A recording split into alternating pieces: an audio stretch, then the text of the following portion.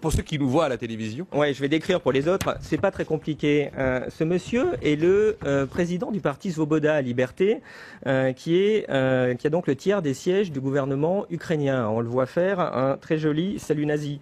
Le même monsieur a été mis en 2012 dans le top 10 des antisémites du centre Simon Wiesenthal. Il était avec les Iraniens. Pourquoi ? Parce qu'il a gentiment déclaré, ce monsieur, qu'il fallait purger 400 000 juifs en Ukraine.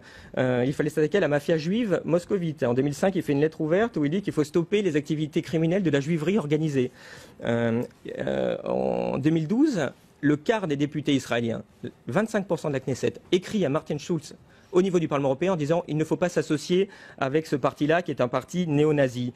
Qu'est-ce qu'on a vu il y a 3 semaines ? On voit Laurent Fabius qui le rencontre et qui négocie avec... Mais c'est quoi ce délire ? C'est ça nos valeurs au niveau de l'Union européenne ? Peut-être que le tiers du gouvernement actuel ukrainien est composé de ces personnes-là, de ces néo-nazis, donc qui ont été rencontrés, qui discutent avec Catherine Ashton, dont on parlait tout à l'heure. On trouve ça normal. Moi, c'est sûr que je comprends un petit peu les Russes. Cette idéologie-là, ça fait 27 millions de morts en Russie. On a un peu tendance à l'oublier. C'est sûr qu'ils sont un petit peu sensibles sur la question russe. Évidemment que la solution d'équilibre, c'est de dire que ce pays-là doit être, entre guillemets, finlandisé, doit rester neutre et doit absolument pas intégrer un camp ou l'autre, ou en tout cas, il doit y avoir des discussions en commun sur ce sujet-là.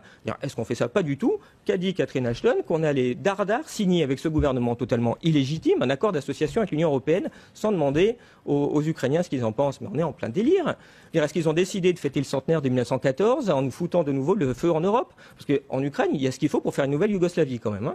C'est le pays le plus peuplé, c'est le pays le plus vaste d'Europe et ils ont quand même 50 millions d'habitants. On agit là-dedans avec une... sans voir toutes les conséquences terrifiantes qu'il y a là-dessus. J'ai pas envie, moi, d'arriver à montrer que l'Europe, c'est la guerre maintenant. Et malheureusement, si on n'arrête pas cette frange intégriste à Bruxelles, si les gouvernements, et là je vous rejoins, les gouvernements doivent reprendre la main là-dessus pour essayer de remettre un petit peu d'équilibre là-dedans et de ne pas mettre le feu aux poudres. Parce qu'il y a vraiment tout ce qu'il faut pour que derrière, maintenant, il y ait le feu en Ukraine de l'Est.